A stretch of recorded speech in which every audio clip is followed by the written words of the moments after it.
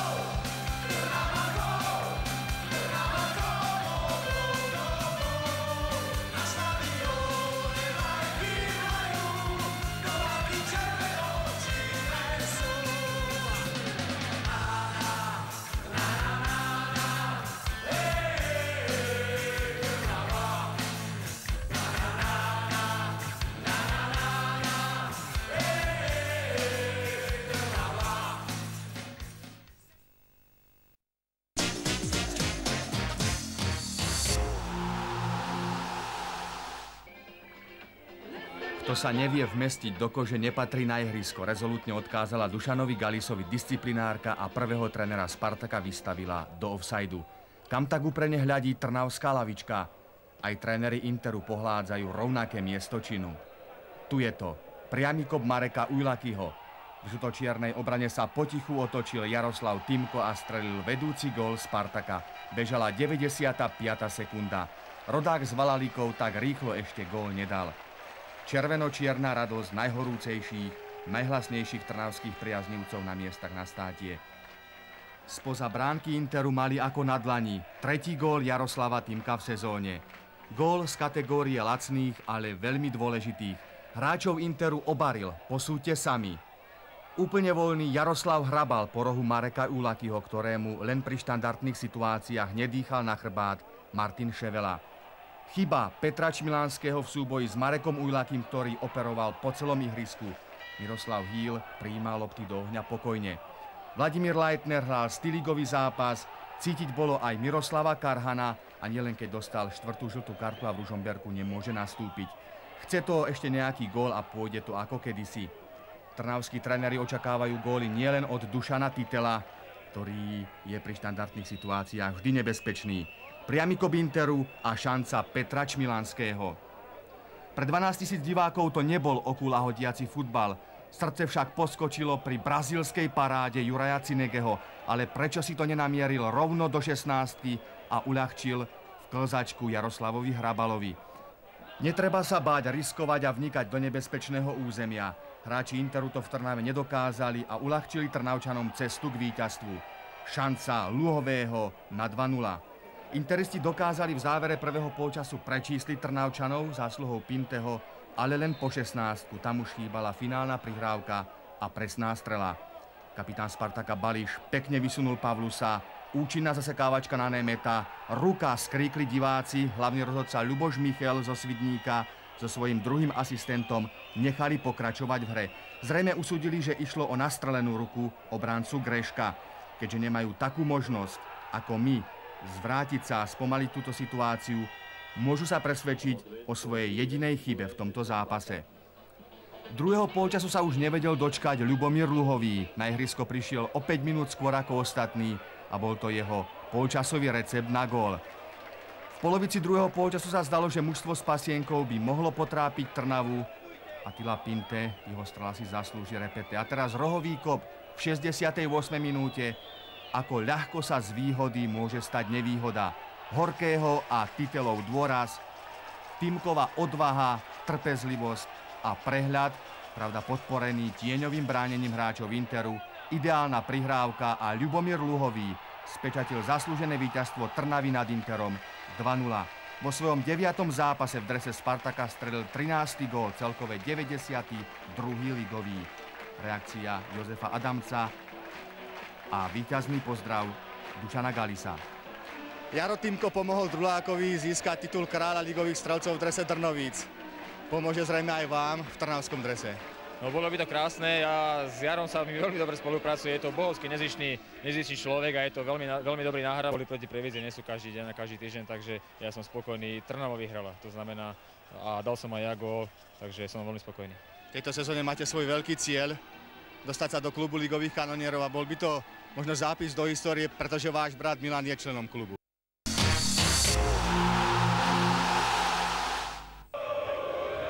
Do Ružomberka prišla Trnava a pre nováčika súťaže to bol už tretí jesenný superligový bombónik. SCP sa veru drží statočne, Belasích doma Ružomberčania zdolali 3-2 a aj remíza 1-1 v súboji s prvým FC bola vlastne pre Liptákov malým víťazstvom. My si myslíme, že hodný názvu Superliga. Domáci Kotol burácal už v 9. minúte, priamo vzorovú akciu predviedli Huďka s Hazuchom, Susko bol proti strele Vladimíra Huďku bezmocný a domáci vyhrávali 1-0. Nováčik sa pustil do skúsenejšieho favorita bez rešpektu, ešte raz 9. minúta a strela 33-ročného Vlada Huďku. Ružomberok hneď od úvodu potvrdzoval, že v domácom prostredí je veľmi silný. Do šance sa dostal behavý Midliar a následne musel Susko ratovať po strele Hazuchu. Spartak bol zrejme dobre pripravený na duel v Ružomberku, nakoniec Dušan Galis tu je takmer doma. Aj napriek tlaku domácich a gólu nepadla Trnava na kolená, práve naopak. Na rozdiel od Slovana sa dokázali tentokrát hostia po inkasovanom góle zmobilizovať. Už o 10 minút vysunul Týmko Ujlakyho. Tu máme prihrávku. Trabalík musel vybehnúť a Marek Ujlaky zakončil akciu skutočne vzorovo. V 20. minúte prišla pre domácich studená sprcha, po spolupráci Týmka s Ujlakým bolo vyrovnané 1-1.